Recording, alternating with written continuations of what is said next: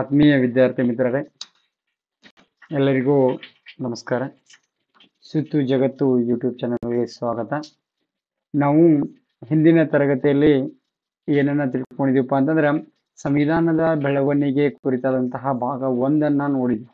ಓಕೆನಾ? ಅಂದ್ರೆ ಕಂಪನಿಯ ಆಡಳಿತದಲ್ಲಿ ಜಾರಿಗೊಂಡಿರ್ತಕ್ಕಂತಹ ಕಾಯ್ದೆಗಳಂತೇಳಿ ನಾವು ಹಿಂದಿನ ತರಗತಿಯಲ್ಲಿ ನೋಡಿದ್ದೆವು. ಓಕೆನಾ? ಇವತ್ತಿನ ತರಗತಿಯಲ್ಲಿ ನಾವು ಏನ್ ನೋಡೋಣಪ್ಪ ಅಂತಂದ್ರೆ ಸಂವಿಧಾನದ ಬೆಳವಣಿಗೆ ಅದರ ಪಾರ್ಟ್ 2. ಅಂದ್ರೆ ಭಾರತ ದೇಶದಲ್ಲಿ ಏನಪ್ಪಾ ಅಂತಂದ್ರೆ ನೇರವಾಗಿ ಏನು ಭಾರತದ ಆಳ್ವಿಕೆ ಬ್ರಿಟಿಷ್ ಸರ್ಕಾರ ಏನ್ ಬಯಸ್ಕೊತೈತೋ ಆ ನಿಟ್ಟಿನಲ್ಲಿ ಬ್ರಿಟಿಷ್ ಸರ್ಕಾರ ಏನ್ ಜಾರಿಗೊಳಿಸಿರ್ತೈತೋ ಅಂತಹ ಕಾಯ್ದೆಗಳನ್ನ ನಾವು ಏನ್ ಮಾಡೋಣಪ್ಪ ಅಂತಂದ್ರ ಇವತ್ತಿನ ತರಗತಿಯಲ್ಲಿ ನೋಡ್ತಾ ಹೋಗೋಣ. ಅಂದ್ರೆ ಏನಪ್ಪಾ ಅಂತಂದ್ರ ಇದು ಭಾರತದ ಸಂವಿಧಾನದ ಹಾದಿ. ಅಂದ್ರೆ ಭಾರತ ಸಂವಿಧಾನ ಬೆಳವಣಿಗೆ ಆಗ್ಲಕ್ಕ ಹಾದಿ ಯಾವ ರೀತಿ ಇತ್ತು ಅಂತೇಳಿ ಆಲ್ರೆಡಿ ಗೊತ್ತೈತಿ ನಿಮ್ಗ. ಒಂದು ಹಂತವನ್ನ ಕ್ಲಿಯರ್ ಮಾಡಿದೀವಿ. ಇನ್ನೇನ್ ಮಾಡೋಣಪ್ಪ ಅಂತಂದ್ರ 2ನೇ ಹಂತ, ಭಾರತ ಸಂವಿಧಾನ ಯಾವ ರೀತಿ ಬೆಳವಣಿಗೆ ಆತನ್ನಪ್ಪ ಅಂತಂದ್ರ 2ನೇ ಹಂತವನ್ನ ಇವತ್ತಿನ ತರಗತಿಯಲ್ಲಿ ನೋಡ್ತಾ ಹೋಗೋಣ. ಇದು ಏನಪ್ಪಾ ಅಂತಂದ್ರ ಕೇವಲ SSLC ಮಾತ್ರ ಸಂಬಂಧಪಟ್ಟಿರ್ತಕ್ಕಂಥದ್ದಲ್ಲ.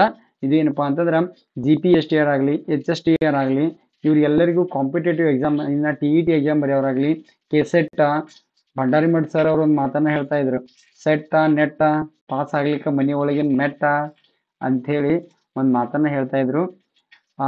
ಈಗ ಇವೆಲ್ಲ ಸೆಟ್ ಅಂತೇಳಿ ಏನ್ ಬರ್ತಾವಲ್ಲ, ಕೆಸೆಟ್ ಆಗ್ಲಿ, ಇಂಥ ಎಲ್ಲಾ ಪರೀಕ್ಷೆಗಳಿಗೆ ಇದು ಏನಪ್ಪಾ ಅಂತಂದ್ರ ಅತ್ಯಂತ ಉಪಯುಕ್ತ ಮಾಹಿತಿ ಆಗಿರ್ತೈತಿ.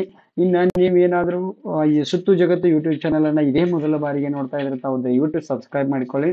ಹಾಗೆ ಪಕ್ಕದಲ್ಲಿ ಕಾಣ್ತಕ್ಕಂಥ ಬೆಲ್ ಐಕಾನ್ ಅನ್ನ ಕ್ಲಿಕ್ ಮಾಡೋದನ್ನ ಮರಿಬೇಡಿ. ಆಮೇಲೆ ಇನ್ನು ಏನ್ ಮಾಡ್ರಿ ಅಂದ್ರೆ ನಿಮ್ ಫ್ರೆಂಡ್ಸ್ಗೆ ಶೇರ್ ಮಾಡಿ ಅಂತ ಕೇಳ್ಕೊಂಡು ಇವತ್ತಿನ ತರಗತಿಯನ್ನ ಪ್ರಾರಂಭ ಮಾಡೋಣ. ಓಕೆ, ನೋಡ್ರಿ, ಇಲ್ಲಿ ಏನಪ್ಪಾ ಅಂತಂದ್ರ ನಾವು ಬ್ರಿಟಿಷ್ ಸರ್ಕಾರದ ನೇರ ಆಳ್ವಿಕೆಯಲ್ಲಿ ಜಾರಿಗೊಂಡಿರ್ತಕ್ಕಂಥ ಕಾಯ್ದೆಗಳು ಅಂತೇಳಿ ನೋಡ್ತೀವಿ. ಇದು ಏನಪ್ಪಾ ಅಂದ್ರೆ 1858ರಿಂದ 1847ರವರೆಗಿನ ಎಲ್ಲಾ ಕಾಯ್ದೆಗಳು ನೋಡ್ರಿ. 1858ರ ಕಾಯ್ದೆ ಐತಿ, 1861ರ ಕಾಯ್ದೆ ಐತಿ, 1892ರ ಕಾಯ್ದೆ ಐತಿ, 1909ರ ಕಾಯ್ದೆ ಐತಿ, 1919ರ ಕಾಯ್ದೆ ಐತಿ, 1935ರ ಕಾಯ್ದೆ ಐತಿ. ಇಂತಹ ಎಲ್ಲಾ ಕಾಯ್ದೆಗಳಿದಾವು. ಇವುಗಳಿಗೆ ಏನಂತ ಕರಿತೀವಿ ಅಂದ್ರೆ ನಾವು ಇಂಡಿಯನ್ ಕೌನ್ಸಿಲ್ ಆಕ್ಟ್, ಭಾರತೀಯ ಪರಿಷತ್ತು ಕಾಯ್ದೆ ಮತ್ತು ಭಾರತ ಸರ್ಕಾರದ ಕಾಯ್ದೆಗಳು ಅಂತ ಕರಿತೀವಿ. ಅವೆಲ್ಲಾ ಕಾಯ್ದೆಗಳು ಏನಪ್ಪಾ ಅಂತಂದ್ರ ಇವತ್ತು ನೋಡ್ತಾ ಹೋಗೋಣ. ಓಕೆನಾ? ಇಲ್ಲಿ 1858ರ ವಿಕ್ಟೋರಿಯಾ ರಾಣಿಯ ಘೋಷಣೆ ಅಂತ ನೋಡ್ತೀವಿ ನಾವು. ಇದು ಯಾಕೆ ಆತಪ್ಪ ಅಂತಂದ್ರ ನೋಡ್ರಿ, ಇಲ್ಲಿ ಭಾರತ ದೇಶದಲ್ಲಿ ಏನಾಗಿರ್ತೈತಿ ಅಂದ್ರ ಕಂಪನಿಯ ದುರಾಡಳಿತ ಅಂತ ನೋಡ್ತೀವಿ ನಾವು. ಕಂಪನಿಯ ದುರಾಡಳಿತ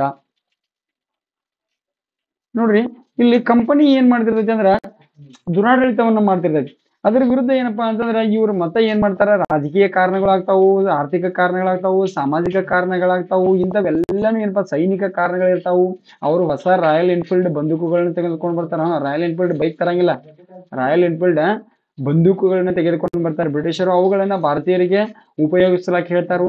ಆಮೇಲೆ ಭಾರತೀಯರು ಸಾಗರವನ್ನ ಪ್ರಯಾಣ ಮಾಡುವುದು ಅದೊಂದು ಅಪರಾಧ, ಒಂದು ತಪ್ಪು ಅಂತೇಳಿ ಅನ್ಕೊಂಡಿರ್ತಾರ ಭಾರತೀಯರು.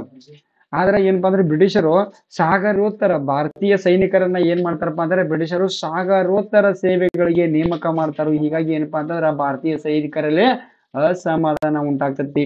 ಆಮೇಲೆ ಏನಪ್ಪಾ ಅಂತಂದ್ರ ತತ್ಕ್ಷಣದ ಕಾರಣ ಅವರು ಬ್ರಿಟಿಷರು ತಂದಿರತಕ್ಕಂತ ರಾಯಲ್ ಎನ್ಫೀಲ್ಡ್ ಬಂದೂಕುಗಳು, ಈ ಬಂದೂಕುಗಳ ತುಪಾಕಿಗಳನ್ನ ಏನಪ್ಪಾ ಅಂತಂದ್ರ ಹಲ್ಲಿನಿಂದ ಕಿತ್ತು ತೆಗೆದಾಗಿರ್ತೈತಿ. ಅಂದ್ರ ಅದು ತುಪಾಕಿಗಳಿಂದ ಮದ್ದನ್ನ ತುಪಾಕಿಗಳನ್ನ ಏನ್ ಮಾಡ್ಬೇಕಾಗಿರ್ತಂದ್ರ ಹಲ್ಲಿನಿಂದ ತೆಗೆದು ಅದನ್ನ ನಾವು ತುಪಾಕಿ ಒಳಗ ಹಾಕಿ ಹೊಡಿಬೇಕಾಗಿರ್ತೈತಿ. ಇಂಥ ಸಂದರ್ಭದೊಳಗ ಆ ಮದ್ದುಗಳಿಗೆ ಏನನ್ನ ಬಳಸಲಾಗಿರ್ತೈತಿ ಅಂದ್ರ ದನದ ಮಾಂಸ ಮತ್ತು ಹಂದಿಯ ಕೊಬ್ಬನ್ನ ಸವರ್ಲಾಗಿರ್ತೈತಿ. ಅದು ಕೆಡಬಾರ್ದು, ಅದು ಬ್ಲಾಸ್ಟ್ ಆಗಬಾರ್ದು ಅನ್ನೋ ಉದ್ದೇಶದಿಂದ ಅದ್ರ ರಕ್ಷಣೆಗಾಗಿ ಆ ರೀತಿ ಮಾಡಿರಲಾಗ್ತೈತ. ಇಲ್ಲಿ ಏನಪ್ಪಾ ಅಂತಂದ್ರ ಹಿಂದೂಗಳಿಗೆ ಹಸು ಅಂತಕ್ಕಂಥದ್ದು ಏನಪ್ಪಾ ಅಂದ್ರ ಪೂಜ್ಯನೀಯ ಪ್ರಾಣಿ ಆದ್ರ ಮುಸ್ಲಿಮರಿಗೆ ಏನಾಗಿತ್ತಪ್ಪ, ಹಂದಿ ಅನ್ನೋದ ನಿಷಿದ್ಧ ಪ್ರಾಣಿಯಾಗಿತ್ತು. ಹೀಗಾಗಿ ಏನಪ್ಪಾ ಅಂತಂದ್ರ ಭಾರತೀಯರಲ್ಲಿದ್ದಂತಹ ಮುಸ್ಲಿಂ ಮತ್ತು ಹಿಂದೂ ಸೈನಿಕರು, ಭಾರತೀಯ ಸೈನಿಕರು ಏನಾಗ್ತಾರಪ್ಪ ಅಂತಂದ್ರ ಬ್ರಿಟಿಷರ ವಿರುದ್ಧ ದಂಗೆಯನ್ನ ಹೇಳ್ತಾರು. ಇಲ್ಲಿ ನೋಡ್ರಿ, ಉತ್ತರ ಪ್ರದೇಶದ ಮೀರತ್ ಅಂತಕ್ಕಂಥ ಒಂದು ಪ್ರದೇಶವನ್ನ ನೋಡ್ತೀವಿ ನಾವು. ಉತ್ತರ ಪ್ರದೇಶದಲ್ಲಿ ಏನೈತಿ, ಮೀರತ್ ಐತಿ. 1857 ಮೇ 10ರಂದು ಏನಪ್ಪಾ ಅಂತಂದ್ರ ದಂಗೆ ಸ್ಫೋಟ ಆಗ್ತೈತಿ.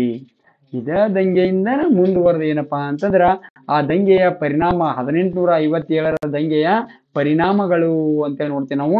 ಇದನ್ನ ನೀವು ಡೀಪ್ ಆಗಿ ಎಲ್ಲಿ ಕಲಿತೀರಪ್ಪ ಅಂತಂದ್ರ ಸೆಕೆಂಡ್ ಸೆಮ್ಮಿಗೆ ಫಸ್ಟ್ ಪಾಠನ ಇದಾಯ್ತು.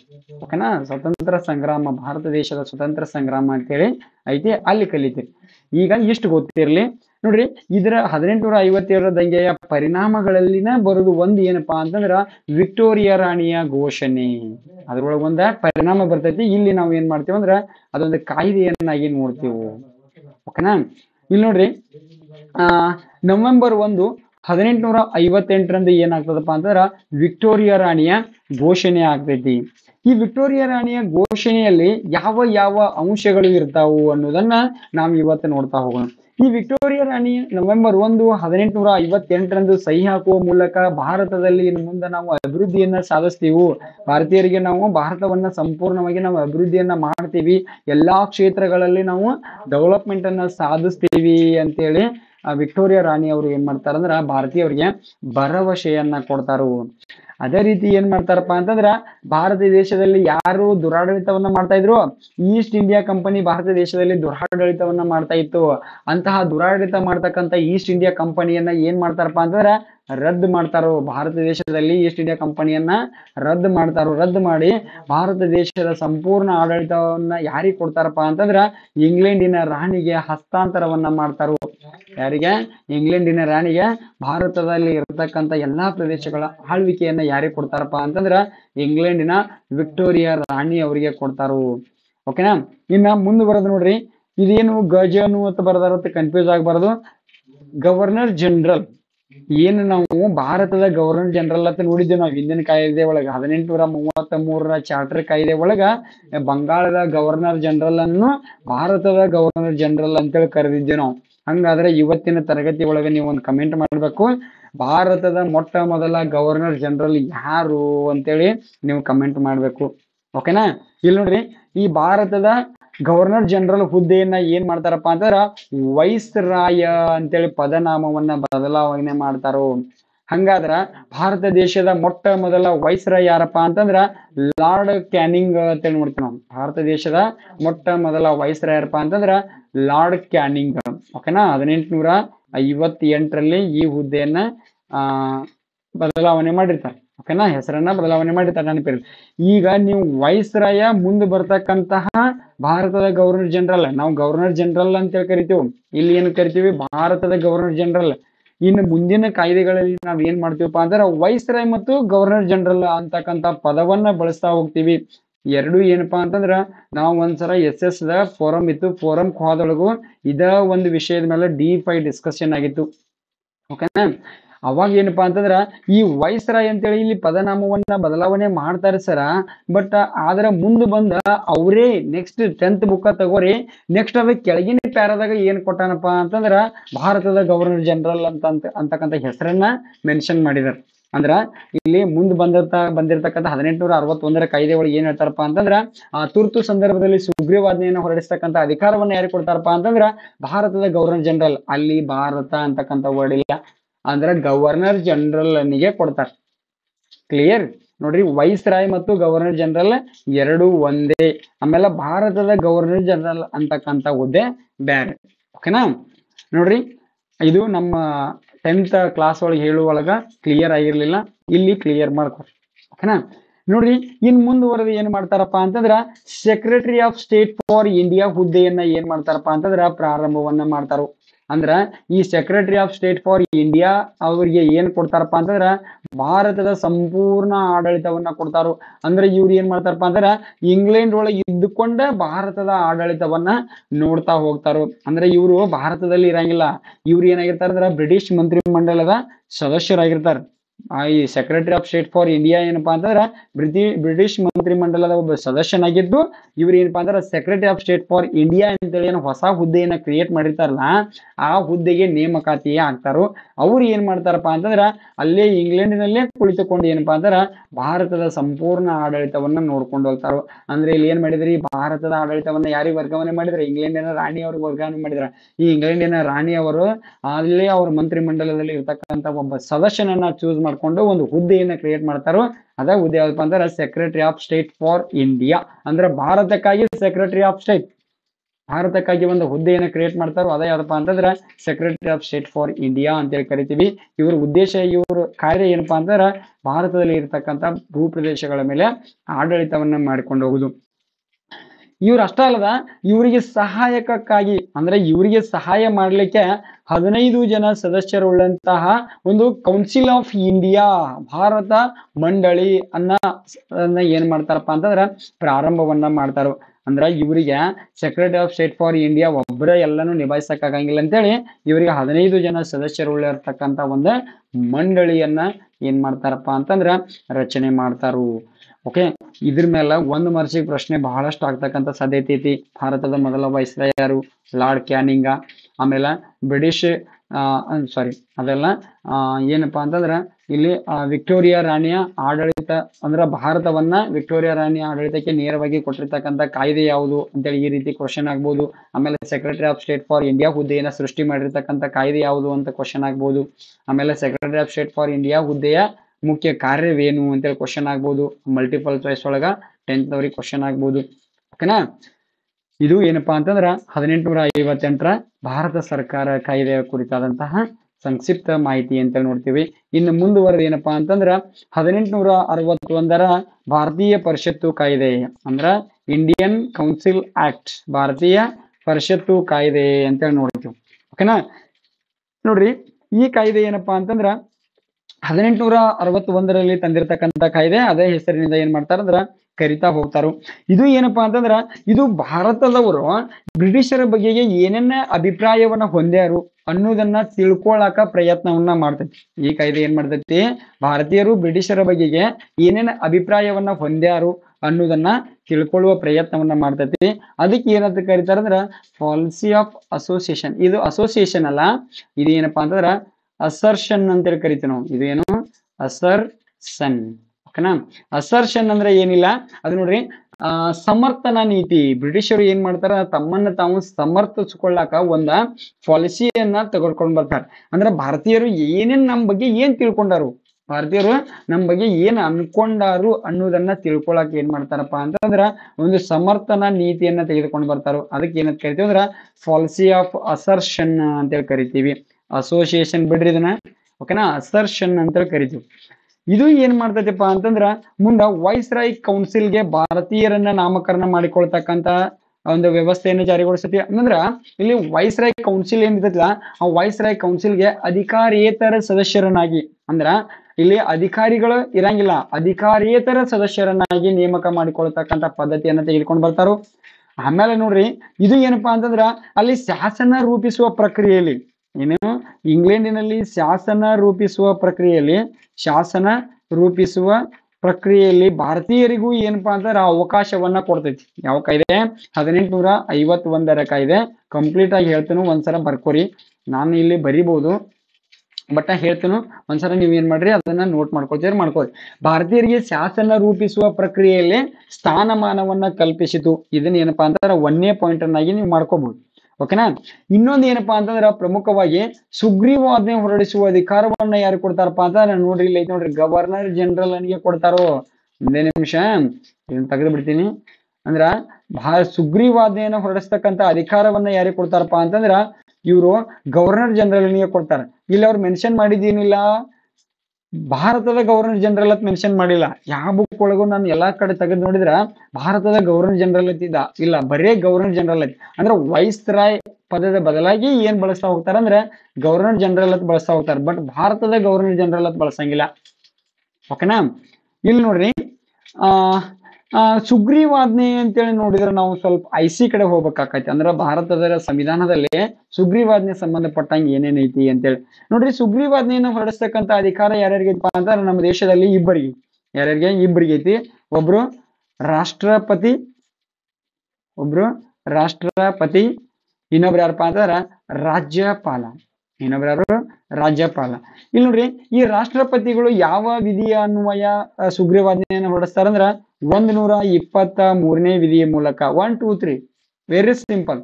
123ನೇ ಆರ್ಟಿಕಲ್ ಪ್ರಕಾರ ಏನ್ ಮಾಡ್ತಾರಪ್ಪ ಅಂತಂದ್ರ ಸುಗ್ರೀವಾಜ್ಞೆಯನ್ನ ಹೊರಡಿಸ್ತಾರು.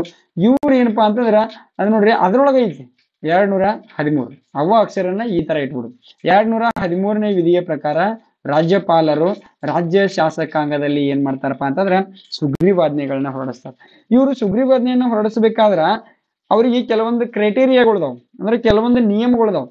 ಏನದವಪ್ಪ ಅಂತಂದ್ರ ನೋಡ್ರಿ, ಇವ್ರು ರಾಷ್ಟ್ರಪತಿಗಳು ಸುಗ್ರೀವಾಜ್ಞೆಯನ್ನ ಹೊರಡಿಸ್ಬೇಕಾದ್ರ ಸಂಸತ್ತು ಅಧಿವೇಶನದಲ್ಲಿ ಇಲ್ಲದೆ ಇರುವಂತ ಸಂದರ್ಭ, ಅಂದ್ರ ಸಂಸತ್ತು ಅಧಿವೇಶನದಲ್ಲಿ ಇರಬಾರ್ದು. ಅಂತ ಸಂದರ್ಭದೊಳಗ ಏನ್ ಮಾಡ್ತಾರಪ್ಪ ಅಂತಂದ್ರ 123ನೇ ಕಲುಮಿನನ್ವಯ ವಿಧಿ ಅನ್ವಯ ಏನ್ ಮಾಡ್ತಾರಪ್ಪ ಅಂತಂದ್ರ ಸುಗ್ರೀವಾಜ್ಞೆಯನ್ನ ಹೊರಡಿಸ್ತಾರ. ಇನ್ನ ಈ ರಾಜ್ಯಪಾಲರು ಏನಪ್ಪಾ ಅಂತಂದ್ರ ನಮ್ಮ ರಾಜ್ಯ ಶಾಸಕಾಂಗ, ಏನ್ ನಾವು ರಾಜ್ಯ ಶಾಸಕಾಂಗ ಅಂತ ಕರಿತೀವಲ್ಲ, ಈ ರಾಜ್ಯ ಶಾಸಕಾಂಗದೊಳಗೆ ಏನೇನಿರ್ತಾವ ಹೇಳ್ರಿ? ರಾಜ್ಯ ಶಾಸಕಾಂಗದೊಳಗ ರಾಜ್ಯ ವಿಧಾನ ಪರಿಷತ್ ಇರ್ತೈತಿ, ರಾಜ್ಯ ವಿಧಾನ ಪರಿಷತ್ ಇರ್ತೈತಿ. ಆಮೇಲೆ ಇನ್ನೊಂದ್ ಯಾವ್ದು ಇರ್ತೈತಪ್ಪ ಅಂದ್ರ ವಿಧಾನ ಸಭೆ ಇರ್ತೈತಿ. ಇದು ವಿಧಾನ ಪರಿಷತ್ ಎಲ್ಲಾ ರಾಜ್ಯದೊಳಗೆ ಇರ್ಬೇಕಂತಿಲ್ಲ, ಓಕೆನಾ? ಅದು ಕೆಲವು 6 ರಾಜ್ಯಗಳಲ್ಲಿ ಐತಿ. KT ಅಂಬು ಅಂತ ಹೇಳಿದ್ರ ಸೂತ್ರ ಏನು? KT ಅಂಬು. ಇದು ಎಲ್ಲ ಕಾಂಪಿಟೇಟಿವ್ ಅವ್ರಿಗೆ ಬರ್ತೈತಿ ನೋಡ್ರಿ. ನೋಡೋಣ ಕಮೆಂಟ್ ಮಾಡ್ರಿ ನೋಡೋಣ, KT ಅಂಬು ಫುಲ್ ಫಾರ್ಮ್ ಏನ್ ಇರ್ಬೋದು ಇಲ್ಲಿ, ಅಥವಾ ನಿಮಗೊಂದು ಕ್ವಶನ್ ಕೇಳ್ತೇನೆ ನಾನು ಕಾಂಪಿಟೇಟಿವ್ ಎಕ್ಸಾಮ್ ಅವರಿಗೆ. ರಾಜ್ಯ ವಿಧಾನ ಪರಿಷತ್ ಅನ್ನ ಹೊಂದಿರತಕ್ಕಂತ ರಾಜ್ಯಗಳು ಯಾವುವು? ಸೂತ್ರನು ಹೇಳಿ ನಾನು, KT ಅಂಬು. ಕಮೆಂಟ್ ಮಾಡ್ರಿ ನಾನು. ಇನ್ನ ಉಳಿದನವ್ರ KT ಅಂಬು ಏನ್ರಿ ಸರ್ ಗೊತ್ತಾಗ್ಲಿಲ್ಲ ಅಂತ ಕಮೆಂಟ್ ಮಾಡ್ರಿ, ಅಲ್ಲೇ ಉತ್ತರಿಸ್ತೇನೆ ಅದಕ್ಕೆ, ಓಕೆನಾ? ನೋಡ್ರಿ, ಇಲ್ಲಿ ಸಂಸತ್ತಿನಲ್ಲಿ ಏನೇನ್ ಬರ್ತಾವಪ್ಪ ಅಂತಂದ್ರ ಒಂದು ರಾಜ್ಯಸಭೆ ಬರ್ತೈತಿ, ಇನ್ನೊಂದು ಯಾವ್ದಪ್ಪ ಅಂತಂದ್ರ ಲೋಕಸಭೆ ಅಂತೇಳಿ. ಈ ರೀತಿ ಏನಪ್ಪಾ ಅಂತಂದ್ರ ಸಂಸತ್ತು ಮತ್ತು ರಾಜ್ಯ ಶಾಸಕಾಂಗ ಅಧಿವೇಶನದಲ್ಲಿ ಇಲ್ಲದೆ ಇದ್ದಾಗ ರಾಷ್ಟ್ರಪತಿ ಅವರು 123ನೇ ವಿಧಿ ಅನ್ವಯ, ರಾಜ್ಯಪಾಲರು 213ನೇ ವಿಧಿ ಅನ್ವಯ ಏನ್ ಮಾಡ್ತಾರಪ್ಪ ಅಂತಂದ್ರ ಸುಗ್ರೀವಾಜ್ಞೆಯನ್ನ ಹೊರಡಿಸ್ತಾರೆ. ಅದೇ ರೀತಿ ಇಲ್ಲಿ ಏನಪ್ಪಾ ಅಂತಂದ್ರ ನಾವು ಈ ಗವರ್ನರ್ ಜನರಲ್ ಯಾವ ರೀತಿ ಸುಗ್ರೀವಾಜ್ಞೆಯನ್ನ ಹೊರಡಿಸ್ತಾ ಇಲ್ಲ, ಅದನ್ನ ನಾವ್ ಏನ್ ಮಾಡಿವಿ ಅಂದ್ರೆ ನಮ್ಮ ಸಂವಿಧಾನದಲ್ಲಿ ಬಳಸ್ಕೊಂಡಿವಿ, ಓಕೆನಾ? ಅಂದ್ರೆ ಈ ಗವರ್ನರ್ ಜನರಲ್ ಹೊರಡಿಸ್ತಕ್ಕಂತ ಸುಗ್ರೀವಾಜ್ಞೆ ಏನಿತ್ತಂದ್ರ 6 ತಿಂಗಳ ವೈದೆಯನ್ನ ಹೊಂದಿತ್ತು. ಅಂದ್ರ 6 ತಿಂಗಳ ತನ ಇದು ಅಧಿಕಾರದಾಗ ಇರ್ತಿತ್ತು. ಅಂದ್ರ ಇದರ ಅವಧಿ ಎಷ್ಟಪ್ಪ ಅಂದ್ರೆ 6 ತಿಂಗಳ. 6 ತಿಂಗಳ ಒಳಗಾಗಿ ಏನ್ ಮಾಡ್ಕೋಬೇಕಂದ್ರ ಅನುಮೋದನೆಯನ್ನ ಪಡ್ಕೊಳ್ಬೇಕು ಅಂತಕ್ಕಂತ ಒಂದು ಅಂಶವನ್ನ ಸೇರಿಸಿರ್ತಾರು, ಓಕೆನಾ? ಇನ್ನ ಮುಂದೆ ನಾವು ICU ಹೇಳುವೊಳಗ ಅದು ಕಂಪ್ಲೀಟ್ ಆಗಿ ಡಿಟೇಲ್ ಆಗಿ ಹೇಳ್ತಾ ಹೋಗುನು. ಇದು ಏನಪ್ಪಾ ಅಂತಂದ್ರ 1861ರ ಭಾರತೀಯ ಪರಿಷತ್ತು ಕಾಯ್ದೆ ಅಂತಂದ್ರ 1892ರ ಭಾರತೀಯ ಪರಿಷತ್ತು ಕಾಯ್ದೆ, 1892ರ ಭಾರತೀಯ ಪರಿಷತ್ತು ಕಾಯ್ದೆ ಅಂತ ಕರಿತೀವಿ ನಾವು. ಇದು ಏನಪ್ಪಾ ಅಂದ್ರೆ 1892ರ ಇಂಡಿಯನ್ ಕೌನ್ಸಿಲ್ ಆಕ್ಟ್ ಅಂತೇಳಿ ನೋಡ್ತೀವಿ. ಇದು ಏನಪ್ಪಾ ಅಂತಂದ್ರ ನೋಡ್ರಿ, ಇದರ ಮುಖ್ಯಾಂಶ ಇದನ್ನ ಯಾಕೆ ಜಾರಿಗೊಳಿಸ್ತಾರಪ್ಪ ಅಂತಂದ್ರ ಭಾರತೀಯರಿಗೆ ಇದ್ದಂತಹ ಶಾಸನ ಸಭೆಗಳನ್ನ, ಅಂದ್ರ ಶಾಸನ ಸಭೆಗಳಲ್ಲಿ ಭಾರತೀಯರಿಗೆ ಇದ್ದಂತಹ ಪ್ರಾತಿನಿಧ್ಯವನ್ನ ವಿಸ್ತರಣೆ ಮಾಡ್ತಾರು, ಓಕೆನಾ? ಆಮೇಲೆ ನೋಡ್ರಿ, ಇವರು ಈ ಕಾಯ್ದೆಯನ್ನು ಜಾರಿಗೊಳಿಸಲಕ್ಕ ಒಂದು ಮುಖ್ಯವಾದಂತ ಕಾರಣ ಐತಿ. ಅಂದ್ರ ಇಲ್ಲಿ ಆಲ್ರೆಡಿ ನಾವು 1861ರ ಇಂಡಿಯನ್ ಕೌನ್ಸಿಲ್ ಆಕ್ಟ್ ನಲ್ಲಿ ಏನ್ ತಿಳ್ಕೊಂಡಿದ್ವಿ ಅಂದ್ರೆ, ಈ ಬ್ರಿಟಿಷರು ಭಾರತದ ಬಗ್ಗೆ ಏನೇನ ಅಭಿಪ್ರಾಯನ ಹೊಂದ್ಯಾರು ಅಂತೇಳಿ ತಿಳ್ಕೊಳಕ್ ಏನ್ ಮಾಡಿದ್ರಪ್ಪ ಅಂದ್ರ ಸಮರ್ಥನಾ ನೀತಿಯನ್ನ ಅನುಸರಣೆ ಮಾಡಿದ್ರು, ಓಕೆನಾ? ಈಗ ಇವ್ರು ಏನ್ ಮಾಡ್ತಾರಪ್ಪ ಅಂತಂದ್ರ ನೋಡ್ರಿ, ಈ ಭಾರತೀಯ ರಾಷ್ಟ್ರೀಯ ಕಾಂಗ್ರೆಸ್ ಯಾವಾಗ 1885ರಲ್ಲಿ ಅಲೈನ್ ಆಕ್ಟೇವಿಯನ್ ಹ್ಯೂಮ್ ಹ್ಯೂಮ್ ಅಂತೇಳಿ ಅಂತಕ್ಕಂಥ ವ್ಯಕ್ತಿ ಏನ್ ಮಾಡಿದ ಅಂದ್ರ ಭಾರತೀಯ ರಾಷ್ಟ್ರೀಯ ಕಾಂಗ್ರೆಸ್ ಅನ್ನ ಸ್ಥಾಪನೆ ಮಾಡಿದ. ಈ ಭಾರತೀಯ ರಾಷ್ಟ್ರೀಯ ಕಾಂಗ್ರೆಸ್ ಬ್ರಿಟಿಷರ ಬಗ್ಗೆ ಏನೇನ ಅಭಿಪ್ರಾಯವನ್ನ, ಅಂದ್ರೆ ಬ್ರಿಟಿಷ್ ಆಡಳಿತದ ಬಗ್ಗೆ ಏನೇನ ಹೊಂದೈತಿ, ಅವರ ವಿಮರ್ಶಾತ್ಮಕ ನಿಲುವು ಏನೈತಿ ಅನ್ನೋದನ್ನ ತಿಳ್ಕೊಳ್ಳುವ ಸಲುವಾಗಿ ಏನ್ ಮಾಡಿದಾರ ಅಂದ್ರ 1892ರಲ್ಲಿಯೂ ಕೂಡ ಒಂದು ಕಾಯ್ದೆಯನ್ನ ತೆಗೆದುಕೊಂಡು ಬರ್ತಾರ, ಓಕೆನಾ? ಈ ಕಾಯ್ದೆಯಲ್ಲಿ ಅಳವಡಿಸಿರ್ತಕ್ಕಂತಹ ಪ್ರಮುಖ ಅಂಶಗಳು ಏನೇನದಾವಪ್ಪ ಅಂತಂದ್ರ ನೋಡ್ರಿ, ಕೇಂದ್ರ ಮತ್ತು ಪ್ರಾಂತೀಯ ಶಾಸನ ಸಭೆಗಳ ಸದಸ್ಯರ ಸಂಖ್ಯೆಯನ್ನ ಹೆಚ್ಚಳ ಮಾಡ್ತಾರು. ಕೇಂದ್ರ ಮತ್ತು ಪ್ರಾಂತೀಯ ಶಾಸನ ಸಭೆಗಳ ಸದಸ್ಯರ ಸಂಖ್ಯೆಯನ್ನ ಏನ್ ಮಾಡ್ತಾರಪ್ಪ ಅಂತಂದ್ರ ಹೆಚ್ಚಳ ಮಾಡ್ತಾರೋ ಅನ್ನೋದ ಗೊತ್ತಿರ್ಬೇಕು. ಆಮೇಲೆ ನೋಡ್ರಿ, ಶಾಸನ ಸಭೆ ಲೆಜಿಸ್ಲೇಟಿವ್ ಕೌನ್ಸಿಲ್ ಅಂತ ಕರಿತೀವಿ ನಾವು. ಶಾಸನ ಸಭೆ ಇದನ್ನ ಏನ್ ಮಾಡ್ತಾರಪ್ಪ ಅಂತಂದ್ರ ಬಜೆಟ್ ಬಗ್ಗೆ, ಈ ಶಾಸನ ಸಭೆಗೆ ಬಜೆಟ್ ಬಗ್ಗೆ ಚರ್ಚೆ ಮಾಡ್ತಕ್ಕಂತ ಅಧಿಕಾರವನ್ನ ಕೊಡ್ತಾರೆ, ಓಕೆನಾ? ನಿಮಗೆ ಬಜೆಟ್ ಅಂದ್ರೆ ಕೆಲವೊಬ್ಬರಿಗೆ ಅರ್ಥ ಆಗಂಗಿಲ್ಲ. ಪ್ರತಿ ವರ್ಷ ಸರ್ಕಾರ ಮುಂದಿನ ಆಯವ್ಯಯಕ್ಕಾಗಿ ಅಂದ್ರೆ ಖರ್ಚು ವೆಚ್ಚಗಳಿಗಾಗಿ ಏನ್ ಅಡ್ವಾನ್ಸ್ ಒಂದು ಸಿದ್ಧತೆಯನ್ನ ಮಾಡ್ಕೋತೈತೋ ಅದೇ ಏನಪ್ಪಾ ಅಂತಂದ್ರ ಬಜೆಟ್ ಅಂತ ಕರಿತೀವಿ ನಾವು, ಓಕೆನಾ? ಇನ್ನು ನೋಡ್ರಿ, ಇನ್ನೊಂದು ಅಂಶವನ್ನ ಸೇರಿಸ್ತಾರೋ, ಇಲ್ಲಿ ಸಾರ್ವಜನಿಕ ಆಸಕ್ತಿಯ ವಿಷಯಗಳ ಬಗ್ಗೆ ಪ್ರಶ್ನಿಸುವ ಅಧಿಕಾರವನ್ನ ಭಾರತೀಯರಿಗೆ ಕೊಡ್ತಾರೆ. ಬ್ರಿಟಿಷರು ಏನ್ ಮಾಡ್ತಾರಪ್ಪ ಅಂತಂದ್ರ ಭಾರತೀಯರಿಗೆ ಸಾರ್ವಜನಿಕ ಆಸಕ್ತಿಯ ವಿಷಯಗಳ ಬಗ್ಗೆ ಚರ್ಚೆ ಮಾಡ್ತಕ್ಕಂತ, ಪ್ರಶ್ನೆ ಮಾಡ್ತಕ್ಕಂತ ಅಧಿಕಾರವನ್ನ ಯಾರಿಗೆ ಕೊಡ್ತಾರಪ್ಪ ಅಂದ್ರ ಭಾರತೀಯರಿಗೆ ಕೊಡ್ತಾರೋ. ಇಲ್ಲಿ ಸಾರ್ವಜನಿಕ ಆಸಕ್ತಿಯ ವಿಷಯಗಳನ್ನ ಚರ್ಚೆ ಮಾಡುದು, ಅದನ್ನ ಏನಪ್ಪಾ ಅಂದ್ರ 6 ದಿನಗಳ ಕಾಲ ಅಡ್ವಾನ್ಸ್ ಕೊಡ್ಬೇಕು ಅವ್ರಿಗೆ. ನಾವು ಇಂಥ ವಿಷಯ ಮೇಲೆ ನಿಮಗ ಪ್ರಶ್ನೆ ಮಾಡೋದು ಇವತ್ತ 6 ದಿನಗಳ ಕಾಲ 6 ದಿನಗಳ ಮುಂಚಿತವಾಗಿ ಹೇಳ್ಬೇಕು ಅವ್ರಿಗೆ. ಅಂದ್ರೆ ಅವ್ರು ವಿಷಯವನ್ನ ಈ ಪ್ರಶ್ನೆಕ ಆನ್ಸರ್ ರೆಡಿ ಮಾಡಿ ಇಟ್ಕೊಳ್ಳೋರು 6 ದಿನ. ಆ ರೀತಿ ಕಾಯ್ದೆಯನ್ನ ರೂಪಿಸಿದ್ರು ಬ್ರಿಟಿಷರು. ಓಕೆನಾ. ಇದು ಏನಪ್ಪಾ ಅಂದ್ರೆ 1892ರ ಭಾರತೀಯ ಪರಿಷತ್ತು ಕಾಯ್ದೆ. ಈ 1861ರ ಭಾರತೀಯ ಪರಿಷತ್ತು ಕಾಯ್ದೆ, ಆಮೇಲೆ 1892ರ ಭಾರತೀಯ ಪರಿಷತ್ತು ಕಾಯ್ದೆ, ಇವೆರಡು ಏನಪ್ಪಾ ಅಂದ್ರೆ 2 ಮಾರ್ಕ್ಸಿಗೆ ಪ್ರಶ್ನೆ ಆಗ್ತಕ್ಕಂತ ಸಾಧ್ಯತೆ ಐತಿ. ಓಕೆನಾ. ಇನ್ನ ಮುಂದ್ ನೋಡ್ರಿ, 1909ರ ಭಾರತ ಸರ್ಕಾರ ಕಾಯ್ದೆ ಅಂದ್ರೆ ಭಾರತೀಯ ಪರಿಷತ್ತು ಕಾಯ್ದೆ, ಇಂಡಿಯನ್ ಕೌನ್ಸಿಲ್ ಆಕ್ಟ್ 1909. ಈ ಕಾಯ್ದೆಯನ್ನ ಏನಂತ ಕರೀತಾರಪ್ಪ ಅಂದ್ರೆ ಮಿಂಟೋ ಮಾರ್ಲೆ ಸುಧಾರಣೆ ಅಂತ ಕೂಡ ಕರೀತಾರೆ. ಈ ಕಾಯ್ದೆಯನ್ನ ಏನಂತ ಕರೀತಾರೋ ಮಿಂಟೋ ಮಾರ್ಲೆ ಸುಧಾರಣೆ ಅಂತ ಕರೀತಾರೋ. ಇಲ್ಲಿ ನೋಡ್ರಿ, ಈ ಮಾರ್ಲೆ ಅಂತಕ್ಕಂಥ ವ್ಯಕ್ತಿ ನೋಡ್ರಿ, ಇಲ್ಲಿ ಯಾಕ ಇವ್ರ ಹೆಸರು ಬಂದಪ್ಪ ಅಂತಂದ್ರ ಮಾರ್ಲೆ ಅಂತಕ್ಕಂಥವ್ರು ಏನಾಗಿರ್ತಾರ ಅಂದ್ರೆ 1905ರಲ್ಲಿ ಅಲ್ಲಿ ನಾವು 1858ರಲ್ಲಿ secretary of state for India ಅಂತೇಳಿ ಒಂದು ಹುದ್ದೆಯನ್ನ ಕ್ರಿಯೇಟ್ ಮಾಡಿದ್ವಿ ನೋಡ್ರಿ. ಸೆಕ್ರೆಟರಿ ಸ್ಟೇಟ್ ಫಾರ್ ಇಂಡಿಯಾ ಅಂತೇಳಿ ಒಂದು ಹುದ್ದೆಯನ್ನ ಕ್ರಿಯೇಟ್ ಮಾಡಿದೆವು. ಅವಾಗ 1905ರಲ್ಲಿ ಭಾರತದ secretary of state for India ಅಂತೇಳಿ ಆ ಹುದ್ದೆಯಲ್ಲಿ ಯಾರಿರ್ತಾರಪ್ಪ ಅಂದ್ರ ಲಾರ್ಡ್ ಮಾರ್ಲೆ ಅಂತ ಹೇಳ್ತಾರೋ. ಆಮೇಲೆ ಈ ಮಿಂಟೋ ಅಂತಕ್ಕಂಥವ್ರು ಏನಿರ್ತಾರಪ್ಪ ಅಂತಂದ್ರ ಅಂದಿನ ವೈಸ್ ರಾಯ್ ಆಗಿರ್ತಾರ.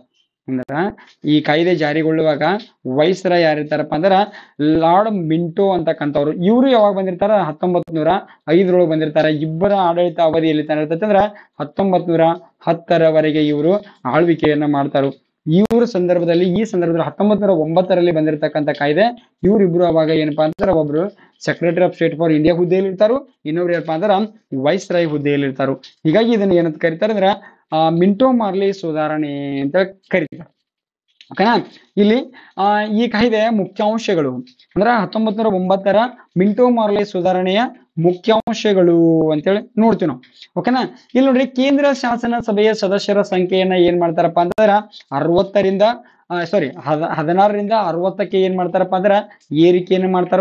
16ರಿಂದ 60ಕ್ಕೆ ಏರಿಕೆ ಮಾಡ್ತಾರೆ. ಯಾಕ 16ರಿಂದ 60ಕ್ಕೆ ಏರಿಕೆ ಮಾಡ್ತಾರಪ್ಪ ಅಂದ್ರ ಇವ್ರು ಏನ್ ಮಾಡಿರ್ತಾರೋ ಮುಸ್ಲಿಮರಿಗೆ ಪ್ರತ್ಯೇಕ ಚುನಾವಣಾ ಮತಗಟ್ಟೆಯನ್ನ ಕಲ್ಪಿಸಿರ್ತಾರೋ. ಇದ ಇವರ ಒಡೆದು ಆಳುವ ನೀತಿ ಅಂತ ಕರಿತೀವಿ ನಾವು. ಬ್ರಿಟಿಷರ ಒಡೆದು ಆಳುವ ನೀತಿನ ಇದಾಗಿತ್ತು. ಅಂದ್ರ ಇಲ್ಲಿ ಮುಸ್ಲಿಮರಿಗೆ ಪ್ರತ್ಯೇಕ, ಮುಸ್ಲಿಮರು ಬೇರೆ ಹಿಂದೂಗಳು ಬೇರೆ ಅಂತೇಳಿ ಒಂದು ಭಾವನೆಯನ್ನ ಮೂಡಿಸ್ಬೇಕಂತೇಳಿ ಪ್ರತ್ಯೇಕವಾಗಿ ಮುಸ್ಲಿಮರಿಗೆ ಏನ್ ಕೊಡ್ತಾರಪ್ಪ ಅಂದ್ರ ಒಂದು ಪ್ರತ್ಯೇಕ ಚುನಾವಣಾ ಮತಗಟ್ಟೆಯನ್ನ ಕಲ್ಪಿಸ್ತಾರೋ. ಇದು ಏನಪ್ಪಾ ಅಂದ್ರೆ 16ರಿಂದ 60ಕ್ಕೆ ಶಾಸನ ಸಭೆಯ ಸದಸ್ಯರನ್ನ ಏರಿಕೆ ಮಾಡ್ತಕ್ಕಂತಹ ಒಂದು ಇದ್ರ ಕಾರಣ ಆಗ್ತೈತಿ. ಓಕೆನಾ. ಇನ್ನು ನೋಡ್ರಿ, ಇದು ಪ್ರಾಂತ್ಯ ಆಗೈತಿ. ಪ್ರಾಂತಗಳಲ್ಲಿಯೂ ಕೂಡ ಶಾಸನ ಸಭೆಯ ಸದಸ್ಯರ ಸಂಖ್ಯೆಯನ್ನ ಹೆಚ್ಚಳ ಮಾಡ್ತಾರೋ. ಕೇವಲ ಕೇಂದ್ರ ಶಾಸನ ಸಭೆಯಲ್ಲಿ ಮಾತ್ರ ಅಲ್ಲ, ಪ್ರಾಂತಗಳಲ್ಲಿಯೂ ಕೂಡ ಏನ್ ಮಾಡ್ತಾರಪ್ಪ ಅಂತಂದ್ರ ಶಾಸನ ಸಭೆಯ ಸದಸ್ಯರ ಸಂಖ್ಯೆಯನ್ನ ಹೆಚ್ಚಳ ಮಾಡ್ತಾರೋ. ಇನ್ನು ನೋಡ್ರಿ, ಪ್ರಪ್ರಥಮ ಬಾರಿಗೆ ಏನಪ್ಪಾ ಅಂತಾರ ಪ್ರಪ್ರಥಮ ಬಾರಿಗೆ ಈ ಶಾಸನ ಸಭೆಗೆ ಚುನಾವಣೆ ಮೂಲಕ ಆಯ್ಕೆ ಮಾಡ್ತಕ್ಕಂತ ಅವಕಾಶವನ್ನ ಯಾರು ತೆಗೆದುಕೊಂಡು ಬರ್ತಾರಪ್ಪ ಅಂದ್ರ 1909ರ ಮಿಂಟೋ ಮಾರ್ಲೆ ಸುಧಾರಣೆ ತೆಗೆದುಕೊಂಡು ಬರ್ತೈತಿ. ಅಂದ್ರ ನೋಡ್ರಿ, ನಿಮ್ಗೆ ಗೊತ್ತಿರ್ಲಿ, ಅಂದ್ರ ಭಾರತದಲ್ಲಿ ಶಾಸನ ಸಭೆಗೆ ಚುನಾವಣೆಯನ್ನ ಮೊಟ್ಟ ಮೊದಲ ಬಾರಿಗೆ ಯಾವ ವರ್ಷ ನಡೆದು ಅಂದ್ರ 1909 ಅಂದ್ರೆ ಯಾವ ಕಾಯ್ದೆ ಅವಕಾಶ ಮಾಡಿಕೊಡ್ತಾರೆ 1909ರ ಮಿಂಟೋ ಮಾರ್ಲೆ ಸುಧಾರಣೆ. ಮಾಂಟೆಗೋ ಚೆಮ್ಸ್ಫರ್ಡ್ ಸೆಕೆಂಡ್ ಆಪ್ಷನ್ ಕೊಟ್ಟಿರ್ತಾನು. ಬಹಳಷ್ಟು ನಾವು ಗಮನಿಸಬೇಕಾಗ್ತದೆ. ಓಕೆನಾ. ಇನ್ನೇನಪ್ಪಾ ಅಂತಂದ್ರ ಇದು ಮುಸ್ಲಿಮರಿಗೆ ಪ್ರತ್ಯೇಕ ಚುನಾವಣಾ ಮತಗಟ್ಟೆಯನ್ನ ಕಲ್ಪಿಸ್ತೈತಿ. ಇಲ್ಲಿ 1 ಮಾರ್ಕ್ಸಿಗೆ ಪ್ರಶ್ನೆ ಆಗ್ತಕ್ಕಂಥ ಸಾಧ್ಯತೆ ಐತಿ. ಕೇಂದ್ರ ಶಾಸನ ಸಭೆಯ ಸದಸ್ಯರ ಸಂಖ್ಯೆಯನ್ನ 16ರಿಂದ 60ಕ್ಕೆ ಹೆಚ್ಚಿಸಿದ ಕಾಯ್ದೆ ಯಾವುದು? ಮುಸ್ಲಿಮರಿಗೆ ಪ್ರತ್ಯೇಕ ಚುನಾವಣಾ ಮತಗಟ್ಟೆಯನ್ನ ಕಲ್ಪಿಸಿದ ಕಾಯ್ದೆ ಯಾವುದು ಅಂತ 1 ಮಾರ್ಕ್ಸಿಗೆ ಪ್ರಶ್ನೆ ಆಗ್ಬಹುದು. ಪ್ರಾಂತಗಳಲ್ಲಿ ಶಾಸನ ಸಭೆಯ ಸದಸ್ಯರ ಸಂಖ್ಯೆಯನ್ನ ಹೆಚ್ಚಿಗೆ ಮಾಡಿದ ಕಾಯ್ದೆ ಯಾವುದು ಅಂತ ಕ್ವಶನ್ ಆಗ್ಬಹುದು. ಆಮೇಲೆ ಮೊಟ್ಟ ಮೊದಲ ಬಾರಿಗೆ ಶಾಸನ ಸಭೆಗೆ ಚುನಾವಣೆ ನಡೆಸಲು ಅವಕಾಶ ನೀಡಿದ ಕಾಯ್ದೆ ಯಾವುದು ಅಂತ ಕ್ವಶನ್ ಆಗ್ಬಹುದು. ಅದು ಕೂಡ ಮಿಂಟೋ ಮಾರ್ಲೆ ಸುಧಾರಣೆ 1909 ಅನ್ನೋದ ಗೊತ್ತಿರಬೇಕು. ಓಕೆನಾ. ಇನ್ನ ಮುಂದ ಸೇಮ್ ಇದೇ ತರನ ಒಂದು ಕಾಯ್ದೆ ಐತಿ ನೋಡ್ರಿ. 1919ರ ಭಾರತೀಯ ಪರಿಷತ್ತು ಕಾಯ್ದೆ ಅಥವಾ ಮಾಂಟೆಗೋ ಚೆಮ್ಸ್ಫರ್ಡ್ ಸುಧಾರಣೆ ಅಥವಾ 1909ರ ಭಾರತ ಸರ್ಕಾರ ಕಾಯ್ದೆ ಅಂತ ಕೂಡ ಕರಿತೀವಿ ನಾವು. ಓಕೆನಾ. ಇಲ್ಲಿ ಮಾಂಟೆಗೋ ಮತ್ತು ಚೆಮ್ಸ್ಫರ್ಡ್ ಯಾರಪ್ಪಾ ಅಂತಂದ್ರ ನೋಡ್ರಿ, ಅಲ್ಲಿ ಮಾಂಟೆಗೋ ಅಂತಕ್ಕಂಥವ್ರು ಏನಪ್ಪಾ ಅಂತಂದ್ರ secretary of state for India ಹುದ್ದೆಯಲ್ಲಿದ್ರು. ಇವರು ಮಾಂಟೆಗೋ ಅಂತಕ್ಕಂಥವ್ರು ಏನಿದ್ರಪ್ಪ ಅಂತಂದ್ರ secretary of state for India ಹುದ್ದೆಯಲ್ಲಿದ್ರು. ಆಮೇಲೆ ಈ ಚೆಮ್ಸ್ಫರ್ಡ್ ಅಂತಕ್ಕಂಥವ್ರು ಏನಾಗಿದ್ರಪ್ಪ ಅಂತಂದ್ರ ಅಂದಿನ ವೈಸ್ ರಾಯ್ ಆಗಿದ್ರು. ಓಕೆನಾ. ಹೀಗಾಗಿ ಏನ್ ಮಾಡ್ತಾರಂದ್ರ ಅವ್ರ ಹೆಸರಲ್ಲಿನ ಈ ಕಾಯ್ದೆಯನ್ನ ಏನ್ ಮಾಡ್ತಾರೋ ಜಾರಿಗೊಳಿಸ್ತಾರೋ. ಇಲ್ಲಿ ಏನಾಗಿತ್ತಪ್ಪ ಅಂತಂದ್ರ 1914ರಿಂದ 1918ರವರೆಗೆ ಏನಾಗ್ತತಿ, ಜಗತ್ತಿನಲ್ಲಿ ಪ್ರಥಮ ಜಾಗತಿಕ ಯುದ್ಧ ಸಂಭವಿಸ್ತತಿ. 1914ರಿಂದ 1918ರವರೆಗೆ ಪ್ರಥಮ ಜಾಗತಿಕ ಯುದ್ಧ ಸಂಭವಿಸ್ತತಿ. ಈ ಜಾಗತಿಕ ಯುದ್ಧದಲ್ಲಿ ಭಾರತೀಯ ಸೈನಿಕರನ್ನ ಬ್ರಿಟಿಷರು ತಮ್ಮ ಪರವಾಗಿ ಭಾಗವಹಿಸ್ಲಾಕ ಏನ್ ಮಾಡ್ತಾರಪ್ಪ ಅಂದ್ರ, ತಮ್ಮತ್ತ ಸೆಳೆದುಕೊಳ್ಳಾಕ ಏನ್ ಮಾಡ್ತಾರಪ್ಪ ಅಂತಂದ್ರ, ಭಾರತಕ್ಕ ನಾವು ಜವಾಬ್ದಾರಿಯುತ ಸರ್ಕಾರವನ್ನ ಕೊಡ್ತೀವಿ ಅಂತೇಳಿ ಈ ಸೆಕ್ರೆಟರಿ ಆಫ್ ಸ್ಟೇಟ್ ಅಂತಿದ್ ನೋಡ್ರಿ. ಇಂಗ್ಲೆಂಡ್ ನಲ್ಲಿ ಸೆಕ್ರೆಟರಿ ಆಫ್ ಸ್ಟೇಟ್ ಅಂತಿದ್ದ ಯಾರು, ಮಾಂಟೆಗೋ. ಈ ಮಾಂಟೆಗೋ ಏನ್ ಮಾಡ್ತಾನಪ್ಪ ಅಂತಂದ್ರ, ಈ 20ನೇ ಆಗಸ್ಟ್ 1917ರಂದು ಏನ್ ಮಾಡ್ತಾನಪ್ಪ ಅಂತಂದ್ರ, ಇಂಗ್ಲೆಂಡ್ನ ಶಾಸನ ಸಭೆಯಲ್ಲಿ ಘೋಷಣೆ ಮಾಡ್ತಾನ. ಅಂದ್ರ ಭಾರತೀಯರಿಗೆ ನಾವು ಏನ್ ಮಾಡ್ತೀವಪ್ಪ ಅಂತಂದ್ರ, ಹಂತ ಹಂತವಾಗಿ ಜವಾಬ್ದಾರಿಯುತ ಸರ್ಕಾರವನ್ನ ನೀಡುವುದ ನಮ್ಮ ಮುಖ್ಯ ಗುರಿ ಆಗೈತಿ ಅಂತೇಳಿ ಈ ಮಾಂಟೆಗೋ ಏನ್ ಮಾಡ್ತಾನಪ್ಪ ಅಂದ್ರ, ಇಂಗ್ಲೆಂಡ್ನ ಶಾಸನ ಸಭೆಯಲ್ಲಿ ಒಂದು ಹೇಳಿಕೆಯನ್ನ, ಘೋಷಣೆಯನ್ನ ಕೊಟ್ಟು ಬಿಡ್ತಾನೆ. ಯಾವಾಗ 1917ರೊಳಗೆ. ಅವಾಗ ಏನ್ ಮಾಡ್ತಾರಪ್ಪ ಅಂತಂದ್ರ, 1917ರಲ್ಲಿ ಭಾರತೀಯ ಸೈನಿಕರನ್ನ ಏನ್ ಮಾಡ್ತಾರೋ ಇವ್ರು ಬಳಸ್ಕೊಳ್ತಾರು. ಓಕೆನಾ. ಈ ಕಾಯ್ದೆಯ ಮುಖ್ಯಾಂಶಗಳನ್ನ ನಾವು ನೋಡ್ತಾ ಹೋಗೋಣ. ಓಕೆ ನೋಡ್ರಿ, ಇಲ್ಲಿ ನಾನು ನಿಮಗೆ ಒಂದು ಹೇಳ್ತೇನೆ ಅಂತ ಹೇಳಿ, ಏನಪ್ಪಾ ಅಂತಂದ್ರ 1909 ಆಮೇಲೆ 1919 ಸರ್ ಬಾಳ ಕೆಟ್ಟ ಕನ್ಫ್ಯೂಸ್ ಆಗ್ತಾವ್ರಿ. ಮಿಂಟೋ ಮಾರ್ಲೆ ಸುಧಾರಣೆ ಯಾವ್ದ್ರಿ, ಮಾಂಟೆಗೋ ಚೆಮ್ಸ್ಫರ್ಡ್ ಸುಧಾರಣೆ ಯಾವ್ದ್ರಿ? ಇಲ್ಲಿ ಇಸ್ವಿ ಸಾಣದ ಯಾವ್ದೈತಿ, 1909. ಹಂಗಾದ್ರ ಇಲ್ಲಿ ನೋಡ್ರಿ, ಮಿಂಟೋ ಮಾರ್ಲೆ ಸಣ್ಣ ಅಕ್ಷರದವು ಅಂದ್ರೆ ಕಡಿಮೆ ಅಕ್ಷರದವು ಇದು. ಇನ್ನ ಮಾಂಟೆಗೋ ಚೆಮ್ಸ್ಫರ್ಡ್ ಅಂತಕ್ಕಂಥದ್ದು ಏನಪ್ಪಾ ಅಂದ್ರೆ ಹೆಚ್ಚಿನ ಅಕ್ಷರಗಳದಾವ್. ಹಂಗಾರೆ ಇಸ್ವಿ ಏನೈತಿ, ಹೆಚ್ಚೈತಿ. ಇದು ನಿಮ್ಗ ಇಲ್ಲಿ ಕಾಮನ್ ಅನಿಸ್ಬಹುದು. ಇಲ್ಲಿ ಎಷ್ಟು ಸಿಳ್ಳಿದನು ಮರ ಮಾಸ್ತರ್ ಎಷ್ಟು ಕಾಮನ್ ಆಗಿ ಹೇಳತ್ತಾನ ಅನಿಸ್ಬಹುದು. ಅಂದ್ರ ಎಕ್ಸಾಮ್ ಹಾಲ್ನಾಗ ಗೊತ್ತಾಕೈತಿ. 1919ರ ಮಾಂಟೆಗೋ ಚೆಮ್ಸ್ಫರ್ಡ್, 1909ರ ಮಿಂಟೋ ಮಾರ್ಲೆ ಸುಧಾರಣೆ ಎರಡೂ ಕೊಟ್ಟಾಗ ಗೊತ್ತಾಕೈತಿ ನಮಗ ಎಷ್ಟು ಕನ್ಫ್ಯೂಸ್ ಆಗ್ತೈತಿ ಅಂತ. ಅದಕ್ಕ ನಾವು ಏನ್ ಮಾಡ್ಬೇಕಂದ್ರ, ಮಿಂಟೋ ಮಾರ್ಲೆ 1909, ಆಮೇಲೆ ಮಾಂಟೆಗೋ ಚೆಮ್ಸ್ಫರ್ಡ್ ಸುಧಾರಣೆ 1919 ಅಂತೇಳಿ ನೆನಪಿಟ್ಕೋಬೇಕು. ಓಕೆನಾ. ಯಾವ ಇಸ್ವಿ ಒಳಗೆ ಬಂದು ಅಂತೂ ಕೂಡ ಪ್ರಶ್ನೆ ಆಗ್ತೈತಿ. ಮಾಂಟೆಗೋ ಚೆಮ್ಸ್ಫರ್ಡ್ ಸುಧಾರಣೆ ಯಾವ ವರ್ಷ ಜಾರಿಗೆ ಬಂತು, 1919. ಮಾಂಟೆಗೋ ಚೆಮ್ಸ್ಫರ್ಡ್ ಸುಧಾರಣಾ ಕಾಯ್ದೆ ಯಾವ ವರ್ಷ ಜಾರಿಗೆ ಬಂತು, 1919. ಈ ರೀತಿ ಏನಪ್ಪಾ ಅಂತಂದ್ರ ಪ್ರಶ್ನೆ ಆಗ್ತಕ್ಕಂಥ ಸಾಧ್ಯತೆ ಇರ್ತೈತಿ. ಇನ್ನು ನೋಡ್ರಿ, ಇದು ಈ 1909ರ ಮಾಂಟೆಗೋ ಚೆಮ್ಸ್ಫರ್ಡ್ ಸುಧಾರಣೆಯ ಪ್ರಮುಖ ಮುಖ್ಯಾಂಶಗಳು ಏನೆಂದಾವ ಅಂದ್ರ, ನೋಡ್ರಿ, ಕೇಂದ್ರದಲ್ಲಿ ದ್ವಿಸದನ ಶಾಸಕಾಂಗ ಸಭೆಗೆ ಇದು ಏನ್ ಮಾಡ್ತೈತಿ ಅಂದ್ರ ಅವಕಾಶ ಮಾಡಿಕೊಡ್ತೈತಿ. ಅಂದ್ರೆ ಕೇಂದ್ರ ಶಾಸಕಾಂಗ, ನಾ ಆಲ್ರೆಡಿ ಸಂಸತ್ತು ಅಂತೇಳಿ ಮಾತಾಡಿಲ್ಲ, ಅದಕ್ಕ ಕೇಂದ್ರ ಶಾಸಕಾಂಗ ಅಂತ ಕರೀತಾರ. ಓಕೆನಾ. ಆ ಕೇಂದ್ರ ಶಾಸಕಾಂಗ ಸಭೆಯಲ್ಲಿ ಏನಪ್ಪಾ ಅಂದ್ರ, ಶಾಸಕಾಂಗ ಸಭೆ ಮತ್ತು ರಾಜ್ಯಗಳ ಪರಿಷತ್ತು ಅಂದ್ರೆ ಇದು ಪ್ರಸ್ತುತ ಏನಪ್ಪಾ ಅಂತಂದ್ರ ಇದು ಲೋಕಸಭೆ, ಇದು ಏನಪ್ಪಾ ಅಂತಂದ್ರ ರಾಜ್ಯಸಭೆ. ಮೇಲ್ಮನೆ ಮತ್ತು ಕೆಳಮನೆ ಅಂತೇಳಿ ಕರಿತೀವಿ ನಾವು. ಆಲ್ರೆಡಿ ಇದ್ರ ಬಗ್ಗೆ ಒಂದು ಹೇಳಿನು. ಇನ್ನು ನೋಡ್ರಿ, ಈ ಕಾಯ್ದೆ ಏನ್ ಮಾಡ್ತೈತಿಪ್ಪ ಅಂತಂದ್ರ ಪ್ರಾಂತಗಳಲ್ಲಿ ದ್ವಿಸರ್ಕಾರ ಪದ್ಧತಿಯನ್ನ ಜಾರಿಗೊಳಿಸ್ತೈತಿ. ಪ್ರಾಂತಗಳಲ್ಲಿ ದ್ವಿಸರ್ಕಾರ ಪದ್ಧತಿಯನ್ನ ಜಾರಿಗೊಳಿಸ್ತೈತಿ. ಆಮೇಲೆ ನೋಡ್ರಿ, ಪ್ರಾಂತಗಳಲ್ಲಿ ದ್ವಿಸರ್ಕಾರ ಪದ್ಧತಿಯನ್ನ ಜಾರಿಗೊಳಿಸಿದ ನಂತರ ಭಾರತಕ್ಕೆ ಒಬ್ಬ ಹೈ ಕಮಿಷನರ್ ಅನ್ನ ನೇಮಕ ಮಾಡ್ತೈತಿ. ಈ ಕಾಯ್ದೆ ಏನ್ ಮಾಡ್ತೈತಿಪ್ಪ ಅಂತಂದ್ರ ಭಾರತಕ್ಕೆ ಒಬ್ಬ ಹೈ ಕಮಿಷನರ್ ಅನ್ನ ನೇಮಕ ಮಾಡ್ತೈತಿ. ಅಂದ್ರೆ ಈ ಹೈ ಕಮಿಷನರ್ ನ ಕಾರ್ಯ ಏನಾಗಿತ್ತಪ್ಪ ಅಂತಂದ್ರ, ಈತ ಭಾರತದ ವ್ಯವಹಾರಗಳನ್ನ ನೋಡಿಕೊಳ್ತಕ್ಕಂತಹ ಕಾರ್ಯದರ್ಶಿ, ಭಾರತದ ವ್ಯವಹಾರಗಳ ಕಾರ್ಯದರ್ಶಿ ಅಂತಿದ್ದ.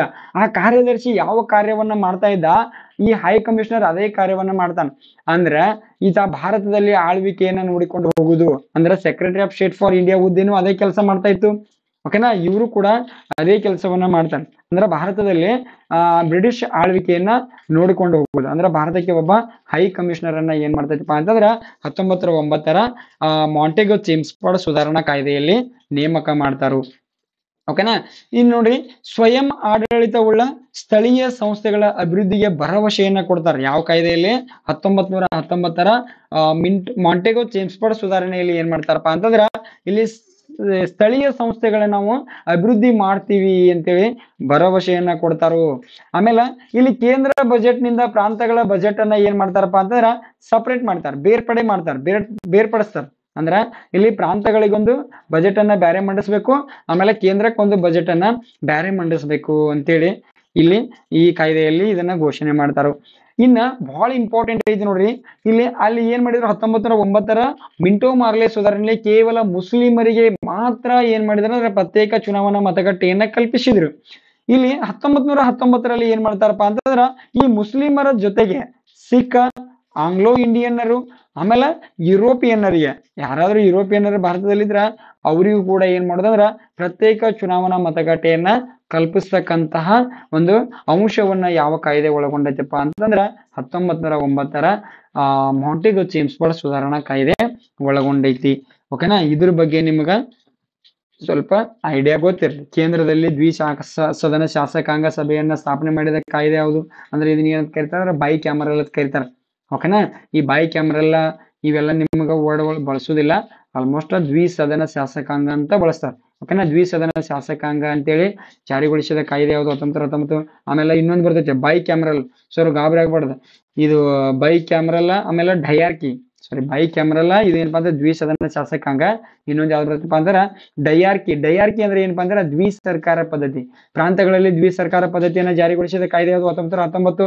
ಇನ್ನೊಂದು ಕ್ವಶನ್ ಬರ್ತದೆ, ಪ್ರಾಂತಗಳಲ್ಲಿ ದ್ವಿ ಸರ್ಕಾರ ಪದ್ಧತಿಯನ್ನು ರದ್ದುಪಡಿಸಿದ ಕಾಯ್ದೆ ಯಾವುದು? ಬಹಳಷ್ಟು ಕನ್ಫ್ಯೂಸ್ ಆಕೈತಿ, ಅದನ್ನ ನೆಕ್ಸ್ಟ್ ಈಗ ಸದ್ಯ ಬರ್ತೈತಿ ಅದನ್ನ ಹೇಳ್ತಾನೆ. 1935 ಕಾಯ್ದೆ ಏನ್ ಮಾಡ್ತೈತಿ ಅಂದ್ರ ಪ್ರಾಂತಗಳಿಗೆ ಸ್ವಾಯತ್ತತೆಯನ್ನು ಕೊಡ್ಬೇಕಂತ 1927 ಯಾರು ಹೇಳ್ತಾರಂದ್ರ ಅದನ್ನ ಹೇಳ್ತೀನಿ ನೆಕ್ಸ್ಟ್. ಓಕೆನಾ, ಇಲ್ಲಿ ನೋಡ್ರಿ, ಆಮೇಲೆ ಭಾರತಕ್ಕೆ ಒಬ್ಬ ಹೈ ಕಮಿಷನರ್ ಅನ್ನು ನೇಮಕ ಮಾಡಿರ್ತಕ್ಕಂಥ ಕಾಯ್ದೆ ಯಾವ್ದಂದ್ರ 1919 ಮಾಂಟೆಗೊ ಚೇಮ್ಸ್ಫೋರ್ಡ್ ಸುಧಾರಣೆ. ಆಮೇಲೆ ಕೇಂದ್ರದಿಂದ ಪ್ರಾಂತಗಳಿಗೆ ಪ್ರತ್ಯೇಕ ಬಜೆಟ್ ಅನ್ನ ಮಂಡನೆ ಮಾಡಿದ ಕಾಯ್ದೆ ಯಾವ್ದಂದ್ರೆ 1919 ಕಾಯ್ದೆ. ಆಮೇಲೆ ಮುಸ್ಲಿಮರ ಜೊತೆಗೆ ಸಿಖ್, ಆಂಗ್ಲೋ ಇಂಡಿಯನ್ ಮತ್ತು ಯುರೋಪಿಯನ್ನರಿಗೆ ಪ್ರತ್ಯೇಕ ಚುನಾವಣಾ ಮತಗಟ್ಟೆಗಳನ್ನ ಕಲ್ಪಿಸಿದ ಕಾಯ್ದೆ ಯಾವುದು? ಅದು ಕೂಡ 1919 ಮಾಂಟೆಗೊ ಚೇಮ್ಸ್ಫೋರ್ಡ್ ಸುಧಾರಣೆ. ನೆನ್ಪಿಟ್ಟುಕೋರಿ, 1909, 1919 ಬಹಳಷ್ಟು ಕನ್ಫ್ಯೂಸ್ ಆಗ್ತಕ್ಕಂಥ ಸಾಧ್ಯತೆ ಇರ್ತೈತಿ. ಓಕೆ, ಇನ್ನ ನೆಕ್ಸ್ಟ್ ನೋಡ್ರಿ, ಮುಂದೆ ಏನಪ್ಪಾ ಅಂತಂದ್ರ 1930 ಭಾರತ ಸರ್ಕಾರ ಕಾಯ್ದೆ ಅಂತ ಕರಿತೀವಿ ನಾವು. ಈ ಕಾಯ್ದೆ ಏನಪ್ಪಾ ಅಂದ್ರೆ ಭಾರತ ಸಂವಿಧಾನದ ಭದ್ರ ಬುನಾದಿ ಅಂತ ಕರಿತೀವಿ ನಾವು. ಈ ಕಾಯ್ದೆಯನ್ನ ಏನಂತ ಕರಿತೀವಿ? ಭಾರತ ಸಂವಿಧಾನದ ಭದ್ರ ಬುನಾದಿ ಅಂತೇಳಿ ಕರಿತೀವಿ. ನೋಡ್ರಿ, ಇಲ್ಲಿ ಏನಾಗಿತ್ತಂದ್ರ 1927ರಲ್ಲಿ ಏನಾಗಿತ್ತಪ್ಪ ಅಂದ್ರ ಸೈಮನ್ ಆಯೋಗ ಏನಾಗಿತ್ತಪ್ಪ ಅಂತಂದ್ರ ಭಾರತಕ್ಕೆ ಬಂದಿತ್ತು. 1927ರಲ್ಲಿ ಸೈಮನ್ ಆಯೋಗ ಭಾರತಕ್ಕೆ ಬಂದಿತ್ತು. ಇದರಲ್ಲಿ ಕೇವಲ ಎಲ್ಲರೂ ಕೂಡ ಬ್ರಿಟಿಷರೇ ಇದ್ರು, ಅಂದ್ರೆ ಬಿಳಿಯರೇ ಇದ್ರು. ಕೆಲವೊಂದ್ ಕಡೆ ಬಿಳಿಯರು ಬರೀತಾರೋ, ಇಲ್ಲಿ ಕೇವಲ ಬಿಳಿಯರೇ ಅಥವಾ ಬ್ರಿಟಿಷರೇ ಇದ್ರು. ಹೀಗಾಗಿ ಏನ್ ಮಾಡ್ತಾರಪ್ಪ ಅಂದ್ರ ಭಾರತದಲ್ಲಿ ಇರ್ತಕ್ಕಂಥ ಸರ್ವ ಪಕ್ಷಗಳು ಏನ್ ಮಾಡ್ತಾವಪ್ಪ ಅಂದ್ರ ಈ ಸೈಮನ್ ಆಯೋಗವನ್ನ ಹಿಂದಿರುಗಿಸ್ತಾವು. ಅಂದ್ರೆ ಸೈಮನ್ ಗೋ ಬ್ಯಾಕ್ ಅಂತೇಳಿ ಹೇಳ್ತಾರ ನೋಡ್ರಿ. ಪಂಜಾಬ್ನೊಳಗ ನಮ್ ಲಾಲಾ ಲಜಪತ್ ರಾಯ್ ಅವರು ಇದೇ ಸಂದರ್ಭದೊಳಗ ಏನಪ್ಪಾ ಅಂದ್ರ ಈ ಬ್ರಿಟಿಷರ ಲಾಠಿ ಏಟ್ನಿಂದ ಏನಾಗ್ತಾರಂದ್ರ ನಿಧನವನ್ನ ಹೊಂತಾರು. ಓಕೆನಾ, ಇನ್ನು ನೋಡ್ರಿ, ಇಲ್ಲಿ ಏನಪ್ಪಾ ಅಂತಾರ ಈ ಸೈಮನ್ ಆಯೋಗವನ್ನ ಏನ್ ಮಾಡ್ತಾರ, ಭಾರತೀಯ ಸರ್ವ ಪಕ್ಷಗಳು ವಿರೋಧ ಮಾಡಿದ ನಂತರ ಏನ್ ಮಾಡ್ತಾರಪ್ಪ ಅಂತಾರ ಬ್ರಿಟಿಷರು, ನೀವು ಒಂದು ವರದಿಯನ್ನ ತಯಾರು ಮಾಡ್ರಿ ಅಂತೇಳಿ ಭಾರತೀಯರಿಗೆ ಸವಾಲನ್ನ ಹಾಕ್ತಾರ. ಅಂತ ಸಂದರ್ಭದೊಳಗ ಮೋತಿಲಾಲ್ ನೆಹರು ಅವ್ರು ಏನ್ ಮಾಡ್ತಾರಪ್ಪ ಅಂತಂದ್ರ ಒಂದು ವರದಿಯನ್ನ ತಯಾರು ಮಾಡ್ತಾರೋ, ಅದೇ ಏನಪ್ಪಾ ಅಂತಾರ 1928 ನೆಹರು ವರದಿ ಅಂತ ನೋಡ್ತೀವಿ ನಾವು. 1928 ನೆಹರು ವರದಿ. ಇಲ್ಲಿ ಸೈಮನ್ ಆಯೋಗ ಏನ್ ಹೇಳ್ತೈತಪ್ಪ ಅಂತಂದ್ರ ಪ್ರಾಂತಗಳಿಗೆ ಸ್ವಾಯತ್ತತೆಯನ್ನ ಕೊಡಬೇಕು. ಯಾಕೆ ಕೊಡ್ಬೇಕಪ್ಪ ಅಂತಂದ್ರ ಪ್ರಾಂತಗಳಲ್ಲಿ ಇರ್ತಕ್ಕಂಥ ದ್ವಿ ಸರ್ಕಾರ ಪದ್ಧತಿ ಆಲ್ರೆಡಿ 1919 ಮಾಂಟೆಗೊ ಚೇಮ್ಸ್ಫೋರ್ಡ್ ಸುಧಾರಣೆ ಏನ್ ಮಾಡಿತ್ತಂದ್ರ ಪ್ರಾಂತಗಳಲ್ಲಿ ದ್ವಿ ಸರ್ಕಾರ ಪದ್ಧತಿಯನ್ನ ಪ್ರಾರಂಭ ಮಾಡಿತ್ತು. ಇವ್ರು ಏನ್ ಮಾಡ್ತಾರಪ್ಪ ಅಂದ್ರೆ 1927ರಲ್ಲಿ ಬಂದಿರತಕ್ಕಂತಹ ಸೈಮನ್ ಆಯೋಗ ಏನ್ ಮಾಡ್ತೈತೆ ಅಂದ್ರ ಪ್ರಾಂತಗಳಲ್ಲಿ ಇರ್ತಕ್ಕಂಥ ದ್ವಿ ಸರ್ಕಾರ ಪದ್ಧತಿಯನ್ನ ರದ್ದುಪಡಿಸಿ ಅವುಗಳಿಗೆ ಸ್ವಾಯತ್ತತೆಯನ್ನ ಕೊಡಬೇಕು ಅಂತೇಳಿ ಇವ್ರು ಹೇಳ್ತಾರು. ಈ ಕಾಯ್ದೆ ಸೈಮನ್ ಆಯೋಗದ ವರದಿ ಮತ್ತು ನೆಹರು ವರದಿ ಇವೆಲ್ಲವನ್ನ ಒಳಗೊಂಡು ಏನ್ ರಚನೆ ಆಗಿರ್ತೈತಪ್ಪ ಅಂತಂದ್ರ 1935 ಭಾರತ ಸರ್ಕಾರ ಕಾಯ್ದೆ ರಚನೆ ಆಗಿರ್ತೈತಿ. ಇನ್ನ ಒಂದ್ ಹೇಳ್ತಾರೆ ಇವ್ರು 1927 ಏನ್ ಹೇಳ್ತಾರಂದ್ರ ಭಾರತದಿಂದ ಬರ್ಮಾವನ್ನ ಬೇರ್ಪಡೆ ಮಾಡ್ಬೇಕು ಅಂತ ಹೇಳ್ತಾರೆ. ಅದನ್ನು ಕೂಡ 1935 ಕಾಯ್ದೆ ಭಾರತದಿಂದ ಬರ್ಮಾವನ್ನ ಬೇರ್ಪಡೆ ಮಾಡ್ತೈತಿ. ಬಟ್ ಅದು ಏನಪ್ಪಾ ಅಂದ್ರ 10th ಬುಕ್ ಒಳಗ ಕೊಟ್ಟಿಲ್ಲ. ಓಕೆನಾ, ನೋಡ್ರಿ, ಈ 1935 ಕಾಯ್ದೆಯ ಪ್ರಮುಖ ಅಂಶಗಳು ಏನಪ್ಪಾ ಅಂತಂದ್ರ ಈ ಕೆಳಗಿನಂತಿವೆ ಅಂತ ಹೇಳಿ ನಾವು ನೋಡ್ತಾ ಹೋಗೋಣ. ನೋಡ್ರಿ, ಅಖಿಲ ಭಾರತ ಒಕ್ಕೂಟ ವ್ಯವಸ್ಥೆಗೆ ರಚನೆಯನ್ನ ಮಾಡ್ತೈತಿ. ಅಂದ್ರೆ ಇಲ್ಲಿ ಯಾರ್ಯಾರು ಇರ್ತಾರಪ್ಪ ಅಂತಂದ್ರ ಬ್ರಿಟಿಷ್ ಪ್ರಾಂತಗಳು ಇರ್ತಾವು, ಬ್ರಿಟಿಷರ ಅಧೀನದಲ್ಲಿ ಇರ್ತಕ್ಕಂಥ ಪ್ರಾಂತಗಳು ಇರ್ತಾವು. ಆಮೇಲೆ ದೇಶೀಯ ಸಂಸ್ಥಾನಗಳು ಇರ್ತಾವು. ಆಮೇಲೆ ಇಲ್ಲಿ ಆಶ್ರಿತ ರಾಜ್ಯಗಳು, ಅಂದ್ರ ಬ್ರಿಟಿಷರಿಂದ ಆಶ್ರಯವನ್ನ ಪಡೆದುಕೊಂಡಿರ್ತಕ್ಕಂತಹ ರಾಜ್ಯಗಳನ್ನು ಕೂಡ ಇದು ಏನ್ ಮಾಡಿರ್ತೈತಿ ಅಂದ್ರ ಒಳಗೊಂಡು ಏನಪ್ಪಾ ಅಂದ್ರ ಅಖಿಲ ಭಾರತ ಒಕ್ಕೂಟ ವ್ಯವಸ್ಥೆಯನ್ನ ರಚನೆ ಮಾಡ್ತೈತಿ. ನೋಡ್ರಿ, ಇಲ್ಲಿ ಅಖಿಲ ಭಾರತ ಒಕ್ಕೂಟ ವ್ಯವಸ್ಥೆ ಅಂದ್ರ ನೋಡ್ರಿ ಕೇಂದ್ರ ಪಟ್ಟಿ, ಇಲ್ಲಿ ಏನೇನ್ ಬರ್ತಾವಪ್ಪ ಅಂತಾರ ಕೇಂದ್ರ ಪಟ್ಟಿ ಅಂತ ಬರ್ತೈತಿ. ಅಖಿಲ ಭಾರತ ಒಕ್ಕೂಟ ವ್ಯವಸ್ಥೆಯಲ್ಲಿ ಕೇಂದ್ರ ಪಟ್ಟಿ ಇದರಲ್ಲಿ ಎಷ್ಟು ವಿಷಯಗಳು ಇರ್ತಾವಪ್ಪ ಅಂತಂದ್ರ ಸುಮಾರು 59 ವಿಷಯಗಳು ಇರ್ತಾವ. ಎಷ್ಟು? 59 ವಿಷಯಗಳು. ಆಮೇಲೆ ರಾಜ್ಯ ಪಟ್ಟಿ ಅಂತ ನೋಡ್ತೀವಿ. ಈ ರಾಜ್ಯ ಪಟ್ಟಿಯಲ್ಲಿ ಎಷ್ಟು ಇರ್ತಾವ ಅಂದ್ರ 54 ವಿಷಯಗಳು ಇರ್ತಾವು. ಆಮೇಲೆ ಇನ್ನೊಂದು ಬರ್ತೈತಿ ಯಾವ್ದಪ್ಪ ಅಂತಾರ ಸಮವರ್ತಿ ಪಟ್ಟಿ. ಇನ್ನೊಂದು ಯಾವ್ದು? ಸಮವರ್ತಿ ಪಟ್ಟಿ. ಈ ಸಮವರ್ತಿ ಪಟ್ಟಿಯಲ್ಲಿ ಇಟ್ಟಿರ್ತೇವಪ್ಪ ಅಂತಂದ್ರ 36 ಅಂಶಗಳನ್ನ ಒಳಗೊಂಡಿರ್ತೈತಿ. ಇಂತಹ ಎಲ್ಲಾ ವಿಷಯಗಳು, ಫಾರ್ ಎಕ್ಸಾಂಪಲ್ ಕೇಂದ್ರ ಪಟ್ಟಿಯಲ್ಲಿ ಯಾವ ವಿಷಯಗಳು? ಬಾಹ್ಯಾಕಾಶ, ಈಗ ಸದ್ಯಕ್ಕೆ ಪ್ರಸ್ತುತ ಇರ್ತಕ್ಕಂಥ ಬಾಹ್ಯಾಕಾಶ ಬರ್ತಾವು. ಇನ್ನ ರಾಜ್ಯ ಪಟ್ಟಿಯಲ್ಲಿ ಪೊಲೀಸ, ಈ ರೀತಿ ಈ ಪೊಲೀಸ ಮತ್ತು ಈಗೇನ್ ಕೇಂದ್ರ ಪಟ್ಟಿ ಮತ್ತು ರಾಜ್ಯ ಪಟ್ಟಿ ಇವುಗಳನ್ನ ಬಿಟ್ಟು ಇನ್ನು ಕೆಲವೊಂದು ಉಳಿದಿರ್ತಾವಲ್ಲ ಅವುಗಳನ್ನ ಎದ್ರಾಗ ಸೇರಿಸ್ತಾರ ಅಂದ್ರ ಸಮವರ್ತಿ ಪಟ್ಟಿ. ಇವುಗಳ ಮೇಲೆ ಯಾರು ಬೇಕಾದವ್ರು ಕಾರ್ಯವನ್ನು ಮಾಡಬಹುದು. ಅಂದ್ರೆ ಕೇಂದ್ರ ಸರ್ಕಾರನು ಕಾಯ್ದೆಗಳನ್ನ ರೂಪಿಸಬಹುದು, ರಾಜ್ಯ ಸರ್ಕಾರನು ಕೂಡ ಕಾಯ್ದೆಗಳನ್ನ ರೂಪಿಸಬಹುದು. ಅಂತದಕ್ಕ ಏನಂತ ಕರಿತೀವಿ ಅಂದ್ರೆ ಸಮವರ್ತಿ ಪಟ್ಟಿ ಅಂತ ಕರಿತೀವಿ. ಇನ್ನ ಈ 3 ಪಟ್ಟಿಯಲ್ಲಿ ಇಲ್ಲದೇ ಇರ್ತಕ್ಕಂಥ ವಿಷಯಗಳನ್ನ ಎಲ್ಲಿ ಸೇರಿಸ್ತಾರಪ್ಪ ಅಂತಂದ್ರ ಶೇಷಾಧಿಕಾರಿಗಳು ಅಂತ ಕರಿತಾರೆ. ಆ ಶೇಷಾಧಿಕಾರಿಗಳನ್ನ 1935 ಕಾಯ್ದೆಯಲ್ಲಿ ಯಾರಿಗ್ ಕೊಡ್ತಾರಪ್ಪ ಅಂತಂದ್ರ ಈಗೇನು ವೈಸ್ರಾಯ್ ಅಂತ ಇರ್ತಾರಲ್ಲ ಆ ವೈಸ್ರಾಯ್ ಅವರಿಗೆ ಇದರ ಅಧಿಕಾರವನ್ನ ಕೊಡ್ತಾರೋ, ಅವುಗಳ ಮೇಲೆ ಕಾರ್ಯವನ್ನು ಮಾಡ್ತಕ್ಕಂಥ ಅಧಿಕಾರವನ್ನ ವೈಸ್ರಾಯ್ ಅವರಿಗೆ ಕೊಡ್ತಾರೆ. ಓಕೆನಾ? ನಿಮ್ಗ ಒಂದು ಎಕ್ಸಾಂಪಲ್ ಗೊತ್ತಿರ್ಬೇಕು. ಈ 3 ಪಟ್ಟಿಯಲ್ಲಿ ಇಲ್ಲದೆ ಇರತಕ್ಕಂಥ ವಿಷಯಗಳು ಯಾವ ಯಾವ್ದು ಸರಿ ನಮ್ಗೆ ಒಟ್ಟ ಗೊತ್ತಾಗಂಗಿಲ್ಲಂದ್ರ ಈಗ ಫಾರ್ ಎಕ್ಸಾಂಪಲ್ ಸೈಬರ್ ಕ್ರೈಮ್ ನೋಡ್ರಿ. ಸೈಬರ್ ಕ್ರೈಮ್ ಅನ್ನೋದು ಏನಪ್ಪಾ ಅಂದ್ರೆ ಈ 3 ಪಟ್ಟಿಯಲ್ಲಿ ಇಲ್ಲ. ಇದು ಎಲ್ಲೈತಿ ಅಂದ್ರ ಶೇಷಾಧಿಕಾರಿಗಳು ಒಳಗೈತಿ. ಓಕೆನಾ? ಈ ರೀತಿ ಏನಪ್ಪಾ ಅಂದ್ರೆ ನಿಮ್ಗೆ ಸ್ಪರ್ಧಾತ್ಮಕ ಪರೀಕ್ಷೆಗಳಲ್ಲಿ ಕೇಳ್ತಾರ ನೋಡಿ. ಸೈಬರ್ ಕ್ರೈಮ್ ಬೇಕಂದ್ರೆ ನೀವು ತೆಗೆದು ನೋಡ್ಕೊರಿ. ಕೇಂದ್ರ ಪಟ್ಟಿ, ರಾಜ್ಯ ಪಟ್ಟಿ, ಸಮವರ್ತಿ ಪಟ್ಟಿಗಳು ಎಷ್ಟು ಗೊತ್ತದ ನೋಡೋಣ. ಕಾಂಪಿಟೇಟಿವ್ ಎಕ್ಸಾಮ್ ಓದೋರು ಕೇಂದ್ರ ಪಟ್ಟಿ, ರಾಜ್ಯ ಪಟ್ಟಿ, ಸಮವರ್ತಿ ಪಟ್ಟಿಗಳ ವಿಷಯಗಳನ್ನ ಒಂದು ಪಟ್ಟಿ ಮಾಡಿ ಇಟ್ಕೊರಿ. ಓಕೆನಾ? ಇನ್ನ ಇದು ಏನ್ ಮಾಡ್ತೈತಿ ಅಂದ್ರ ಕೇಂದ್ರದಲ್ಲಿ ದ್ವಿಸರ್ಕಾರ ಪದ್ಧತಿ ಅಂದ್ರ ಡಯಾರ್ಕಿ ಸಿಸ್ಟಮ್. ಕೇಂದ್ರದಲ್ಲಿ ದ್ವಿಸರ್ಕಾರ ಪದ್ಧತಿಯನ್ನ ಪ್ರಾರಂಭ ಮಾಡ್ತೈತಿ. ಅಂದ್ರೆ ರಾಜ್ಯದಲ್ಲಿ ಅಂದ್ರೆ ಪ್ರಾಂತಗಳಲ್ಲಿ ಏನ್ ಮಾಡ್ತೈತಿಪ್ಪ ಅಂತಂದ್ರ ದ್ವಿಸರ್ಕಾರ ಪದ್ಧತಿಯನ್ನ ರದ್ದುಪಡಿಸ್ತೈತಿ. ಆಮೇಲೆ ಕೇಂದ್ರದಲ್ಲಿ ಏನ್ ಮಾಡ್ತೈತಪ್ಪ ಅಂತಂದ್ರ ದ್ವಿಸರ್ಕಾರ ಪದ್ಧತಿಯನ್ನ ಸ್ಥಾಪನೆ ಮಾಡ್ತೈತಿ. ಅಂದ್ರ ಪ್ರಾಂತಗಳಲ್ಲಿ ಇರ್ತಕ್ಕಂಥ ದ್ವಿಸರ್ಕಾರ ಪದ್ಧತಿಯನ್ನ ರದ್ದು ಮಾಡಿ ಅವುಗಳಿಗೆ ಸ್ವಾಯತ್ತತೆಯನ್ನ ಕೊಡ್ರಿ ಯಾರು ಹೇಳಿದ್ರೆ ಅಂದ್ರೆ 1927ರಲ್ಲಿ ಸೈಮನ್ ಕಮಿಷನ್ ಹೇಳಿತು. ಅದೇ ರೀತಿ ಏನಪ್ಪಾ ಅಂತಂದ್ರ ಪ್ರಾಂತಗಳಲ್ಲಿ ಇರ್ತಕ್ಕಂಥ ಡಯಾರ್ಕಿ ಸಿಸ್ಟಮ್ ಅನ್ನ ರದ್ದುಪಡಿಸಿ ಏನ್ ಮಾಡ್ತಾರಪ್ಪ ಅಂತಂದ್ರ ಪ್ರಾಂತಗಳಿಗೆ ಸ್ವಾಯತ್ತತೆಯನ್ನ ಕೊಡ್ತಾರು. ಓಕೆನಾ? ಇನ್ನ ಇದು RBI, reserve bank of India ಅಂತ ಕರಿತೀವಿ ನಾವು. ಇಲ್ಲಿ ನಮ್ 10th ಒಳಗ ಲಾಸ್ಟ್ ಇರ್ತಕ್ಕಂಥ ಒಂದು ಪಾಠ ಐತಿ ಬ್ಯಾಂಕ್ಗಳು ಅಂತೇಳಿ, ಅಲ್ಲಿ RBI ಬಗ್ಗೆ ಕಲಿತೀರಿ ನೋಡ್ರಿ. ಈ RBI ಯಾವಾಗ ಸ್ಥಾಪನೆ ಆಗ್ತದಪ್ಪ ಅಂತಂದ್ರ 1935 ಏಪ್ರಿಲ್ 1ರಂದು ಏನಾಗ್ತದಪ್ಪ ಅಂತಂದ್ರ RBI ಸ್ಥಾಪನೆ ಆಕತಿ. 1935 ಏಪ್ರಿಲ್ 1ರಂದು ಪ್ರಾರಂಭ ಆಕೈತಿ. ಹಂಗಾದ್ರೆ ಈ RBI ನ ಕೇಂದ್ರ ಕಚೇರಿ ಎಲ್ಲೈತಿ? RBI ನ ಕೇಂದ್ರ ಕಚೇರಿ ಎಲ್ಲೈತಿ ಅಂದ್ರ ಮುಂಬೈದೊಳಗೈತಿ. ಎಲ್ಲೈತಿ?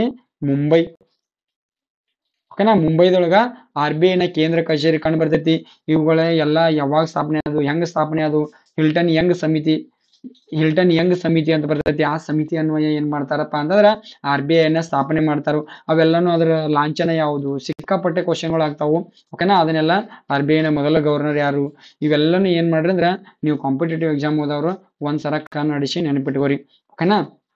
ಇನ್ನ ಇದು ಏನ್ ಮಾಡ್ತೈತಪ್ಪ ಅಂತಂದ್ರ ಈ 1935 ಭಾರತ ಸರ್ಕಾರ ಕಾಯ್ದೆ ಫೆಡರಲ್ ಕೋರ್ಟ್ಗೆ ಸ್ಥಾಪನೆಗೆ ಅವಕಾಶವನ್ನ ಮಾಡಿಕೊಡ್ತೈತಿ. ಅಂದ್ರ ಫೆಡರಲ್ ಕೋರ್ಟ್ ನೋಡ್ರಿ, ಅಂದ್ರ ಅಲ್ಲಿ ಸುಪ್ರೀಂ ಕೋರ್ಟ್ ನ ಸ್ಥಾಪನೆ ಮಾಡ್ಲಕ್ ಅವಕಾಶ ಕೊಟ್ಟಿದ್ದು ಯಾವ್ದು? 1773ರ ರೆಗ್ಯುಲೇಟಿಂಗ್ ಕಾಯ್ದೆ ಕೋಲ್ಕತ್ತಾದಲ್ಲಿ ಸುಪ್ರೀಂ ಕೋರ್ಟ್ ನ ಸ್ಥಾಪನೆ ಮಾಡಿತು. ಆಮೇಲೆ ಇದು ಏನ್ ಮಾಡ್ತೈತಿಪ್ಪ ಅಂದ್ರ ಫೆಡರಲ್ ಕೋರ್ಟ್ ಸ್ಥಾಪನೆಗೆ ಅವಕಾಶವನ್ನು ಮಾಡಿಕೊಡ್ತೈತಿ. ಈ ಫೆಡರಲ್ ಕೋರ್ಟ್ ಯಾವಾಗ ಸ್ಥಾಪನೆ ಆಕೈತಿ ಅಂದ್ರ 1937ರಲ್ಲಿ ಸ್ಥಾಪನೆ ಆಕೈತಿ. ಇನ್ನ ನಮ್ಮ ಭಾರತ ದೇಶಕ್ಕೆ ಸ್ವತಂತ್ರ ಬಂದ ನಂತರ ಭಾರತ ದೇಶದಲ್ಲಿ ನಾವ್ ಏನ್ ಸದ್ಯಕ್ಕೆ ಸುಪ್ರೀಂ ಕೋರ್ಟ್ ಅಂತೇಳಿ ಏನ್ ಕರಿತೀವಲ್ಲ ಅದ ಯಾವ್ದಪ್ಪ ಅಂತಂದ್ರ ಈ ಫೆಡರಲ್ ಕೋರ್ಟ್ ಅನ್ನ ಸದ್ಯಕ್ಕೆ ಪ್ರಸ್ತುತ ಏನಂತ ಕರಿತೀವಿ ಅಂದ್ರ ನಾವು ಸುಪ್ರೀಂ ಕೋರ್ಟ್ ಅಂತೇಳಿ ಕರಿತೀವಿ. ಓಕೆನಾ? ಇದು ಏನಪ್ಪಾ ಅಂತಂದ್ರ ಭಾರತದಲ್ಲಿ ಬ್ರಿಟಿಷ್ ಆಳ್ವಿಕೆಯ ಪರಿಣಾಮಗಳಲ್ಲಿ ಸಂವಿಧಾನದ ಬೆಳವಣಿಗೆ.